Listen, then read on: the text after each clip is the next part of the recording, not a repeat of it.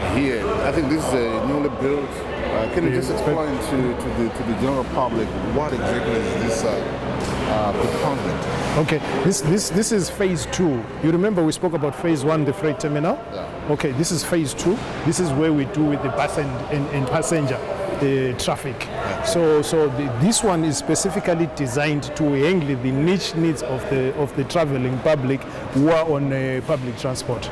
And as you can see, each and every agency is covered in this place, right from immigration, ZIMRA, VID, ZRP, Zim Borders. Every government agency that has got something to do with this process is actually housed here. And I can see there are a lot of counters here, about 5. These are, this is six counters. So yes. 6 for immigration. Yes. And 6 again for Zimra. Yes. I can just imagine the efficiency in terms of the numbers of this number of counters. So the idea, like I explained, one, there is the futuristic component in mind. Yeah. Remember, at the end, this should culminate into a one-stop border post with South Africa. So it means at a certain point, we should be in a position to host our South African teams, because a one-stop says you are only stopping in one place and getting services from both countries at the same time. So this expansity of the facilities is with that in mind to start. And secondly, the huge number of space and capacity is meant to say, throw at us any volume of people we will capably handle without creating bottlenecks. This is the ideal issue that I was speaking about, to say government had a visionary aspect to say anything, if we have low traffic, we scale down. If we have huge traffic, you will not see us running around trying to pitch up tents so as to deal with the overflow. We will still be able to cater for everybody here normally. As you can see, because it's not high traffic, immigration is running 2 counters efficiently. There is no queues. You would recall in the previous infrastructure, the VID was only available at the way bridges. It meant that if you had an issue that had to be attended by VID, you had to actually walk out of the main administrative building and back into the weighbridge where you would have traveled. It was about almost 800 to a kilometer to have your issues attended to. But going forward, as you can see, each and every government agency is now represented here. So if by any chance there is a need to interact with VID, you just walk over to the VID counter and you access the very same facilities that people had to walk almost a kilometer to attend to. Okay. The same again, you would recall that our protectors, the Zimbabwe Republic Police, were working from containers outside. Which meant that if there was an incident, they had to be looked for outside the infrastructure and the reaction time. Now they are literally housed at every section of the border post, either on entry or on exit, which improves our aspect of security, which also improves the aspect of intervention. And also remember, they've got other ancillary roles that they need to undertake, including the vehicle clearances and all that stuff. Now you don't need to walk into some cabin outside the border to get this process done. It is done under one roof, and for efficiency, you walk into the clearing hall, you get processed, you walk out with all your processes having been completed. And of course, Zim Borders. Yes. That's where you come in. Zim Borders, this is where we come in. Because we are the concessionaire in this project, we need to keep sight. We need to oversee the processes. There is also the revenue component, the user component charges that are involved. This is where you find us here. And we are going to be here for the greater period of the concession. And may I point out that during the concession period, the commitment that Zim Borders has to deliver is that whatever infrastructure, whatever equipment is here, by the time this facility is handed over to full government use, it must be upgraded. If there are systems, they must be up to date at that point of handover. These infrastructures must be as good as the day they were constructed when we started. And that's an obligation that we have to keep, and hence we continue superintending the processes here until the end of the concession. How long is the concession? The concession is 2.5 years for construction, which is running out in June next year. But I'm happy to tell you, at the current projection, we are actually 3 months ahead. We are going to be able to close the last project around March, giving us an ample time of an extra 3 months. And then the recovery period, the concession period, is 17.5 years. Okay. At the close of that, we then hand over everything within this to the government of Zimbabwe, and we disengage from the joint venture. Bring in high traffic. I can also see there's a counter for VID there, another one for ZRP, yes, and Zim Borders. Yes, we are basically saying did what. You have these counters before? No, remember Zim Borders was not there. VID was secluded in some weighbridge point, so you had to literally walk to the weighbridge to access their services. But now we are basically saying you walk into the terminal, whatever services you require, you are going to find here. If you need some clearance from ZRP, you are going to get it. If you need an interface with VID, you are also going to get it, because it's under one roof, which is the whole idea. Yeah. So if you come with my car, you're saying that this is the only reserved for for bus passengers. If I come with my car here, at the present moment we are housing private traffic here because we are yet to complete the phase 3 traffic terminal. But come December, you will be required to utilize the phase 3 terminal where you are going to have a similar facility, mirrored in the same facility, but designed to cater for the needs of private motorists. This is Zim Mega Projects, and I'm with Nobile Nule, Zim Borders General Manager, talking to us here in this newly built bus terminal. It was not here before this project was started, but as you can see, it is going to increase the efficiency by just the number of counters which have been constructed here. It is indeed a game-changing project for the people of Zimbabwe. I can see that there's a scanning process that takes place here. What is happening? So basically, like I informed you, one of the key things is we are measuring on efficiency and making sure that our clients have all the relevant information that they need. And because of the automation process, every process is electronically integrated. So as she's our customer service agent, and she is scanning the information, she will be able to tell him where he needs to report to, which sections he has skipped, and all that. He doesn't need to go outside the building and interface with the service provider only to be told that there is a certain component that he missed within the building. So by scanning the info on the barcode, she is able to explain to him where he should go and what services she must get. And this is replicated at all our facilities. And when people get used to this, they should be able to actually walk to this facility and get that information on their own and be able to tell, oh, I skipped Zimra, oh, I missed VID.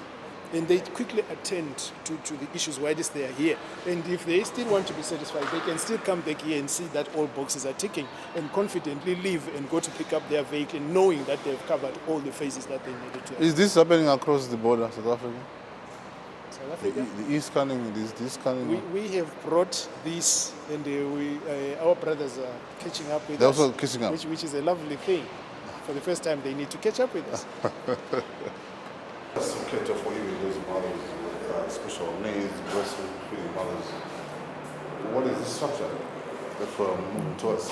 We are moving towards a mother's facility where they are able to breastfeed their children and attend to the sanitary needs of their children in the appropriate convenience. Just tell us what this area is for. I understand that those mothers who are breastfeeding would be well catered for you.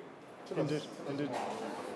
Okay, international best practice, and the first time ever that it is brought down here.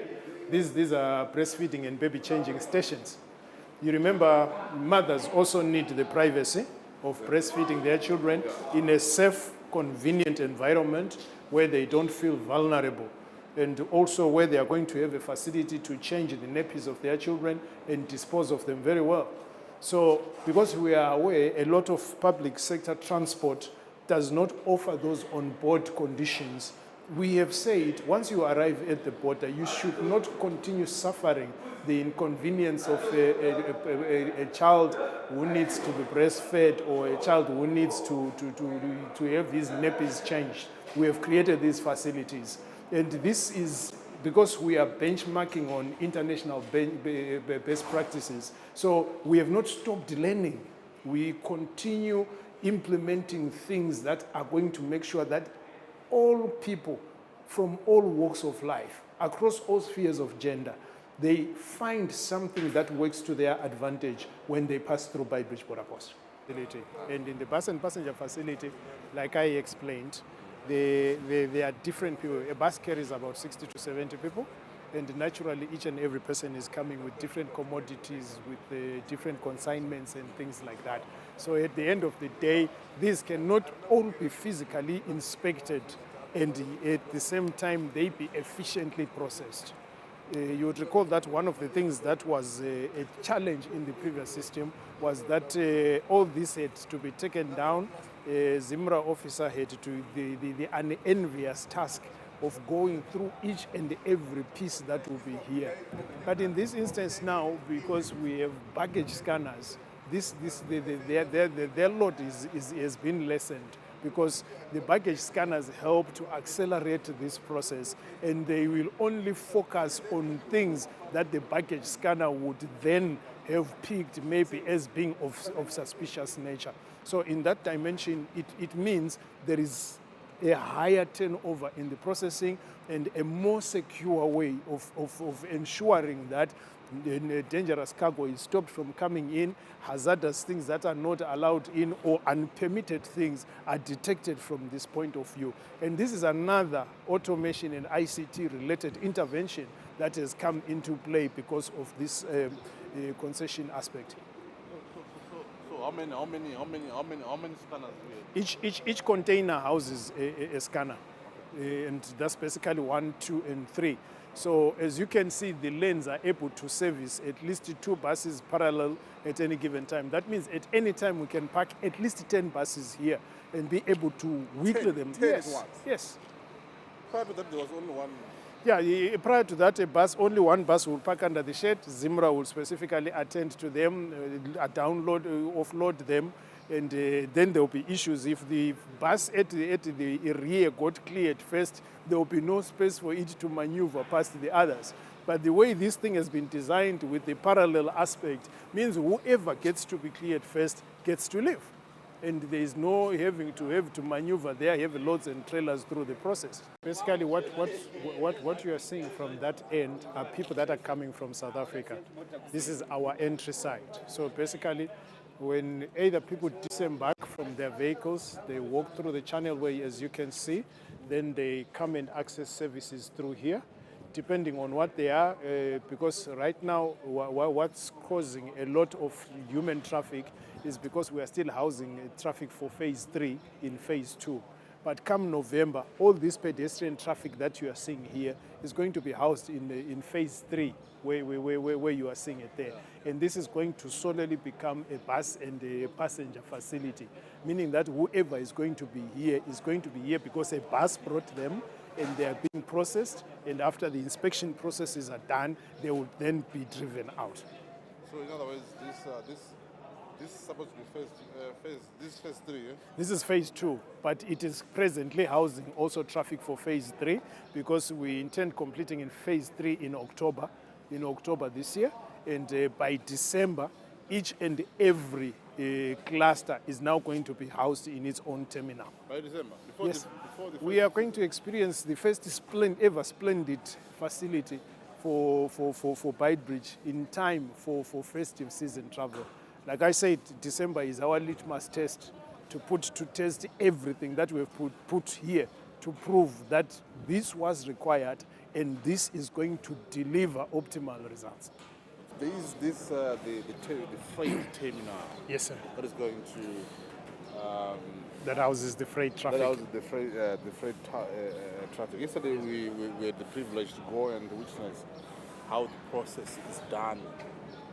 Just walk us through in terms of, I know, especially these truck drivers.